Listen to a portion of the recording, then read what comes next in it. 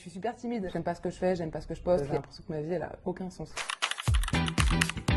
Je n'oublierai jamais le jour où je suis montée sur scène pour la première fois. Et c'était la fois où ça a le mieux marché en tout cas pour moi sur scène. C'était la première fois que je voyais autant de personnes qui me connaissaient des réseaux. C'était une adrénaline de dingue. Ouais, en fait j'avais hyper peur de flopper et je me suis rendu compte que même si au pire du pire je floppais, les gens ils aimaient déjà ce que je faisais sur les réseaux. Donc c'était déjà un peu derrière moi.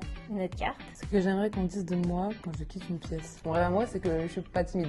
Sauf que c'est pas le cas du tout. Je suis extrêmement timide. Mais donc étonnamment, t'aimerais pas qu'on dise de toi quand tu quittes une pièce, putain qu'est-ce qu'elle nous a fait marrer? Bah ça serait cool, mais bon, je suis pas un clown tout le temps, donc c'est simple de faire rire sur scène, de faire rire en vidéo. Donc déjà, oser parler à quelqu'un pour du professionnel, c'est un pas énorme pour moi. La promesse que j'ai faite et que je ne trahirai jamais. C'est passé, j'ai promis à ma mère que je ferais les 5 ans d'études et j'ai encore un an là à tenir, mais je vais les faire. C'est des études de quoi? Journalisme. Ça me D'une sert, certaine manière, ça me sert à fond, mais ça me plaît aussi. Mais je sais que je ne deviendrai pas journaliste. Ce que je cache le mieux derrière mon sourire, hormis beaucoup de timidité, de complexe de quand j'étais petite, je pense, que j'ai beaucoup essayé de cacher avec l'humour. J'étais pas la pote belle, j'étais pas la pote stylée, j'étais la meuf juste drôle. Du coup, j'ai pu me faire des potes en faisant des blagues. J'essayais de draguer même des mecs à l'époque en faisant des blagues et tout, trop gênant. Donc j'irai beaucoup de complexes, mais que du coup je sauve avec les réseaux maintenant.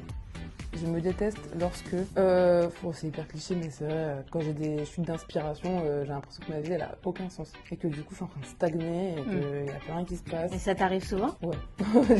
J'ai mon pic d'inspiration, il dure une semaine, après ça repart. Et sinon globalement je suis en manque d'inspiration tout le temps parce que c'est de l'humour donc vas-y pour que ça dure sur long terme c'est compliqué. Donc quoi, c'est la page blanche, tu te mets... Page blanche, à 100%.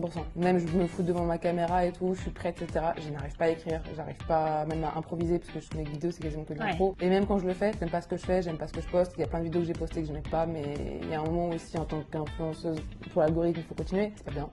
La chose que je n'ai jamais osé demander, de l'argent je crois, une clope en soirée parce que je suis trop timide. Donc on revient toujours la faille sur la faille de la timidité. À fond. Déjà, en fait c'est bête, mais j'ai commencé à me faire connaître sur les réseaux pendant le confinement, donc je sortais pas, et d'un coup je sors après le confinement, il y a des gens qui commencent à me connaître et demander des photos avec moi. C'est trop cool, mais je suis super timide, donc du coup je répondais pas. Mais j'aimerais beaucoup devenir la personne sociable que je rêve d'être pour avoir plein d'opportunités et plein d'occasions que je rate à chaque fois parce que j'ose pas parler.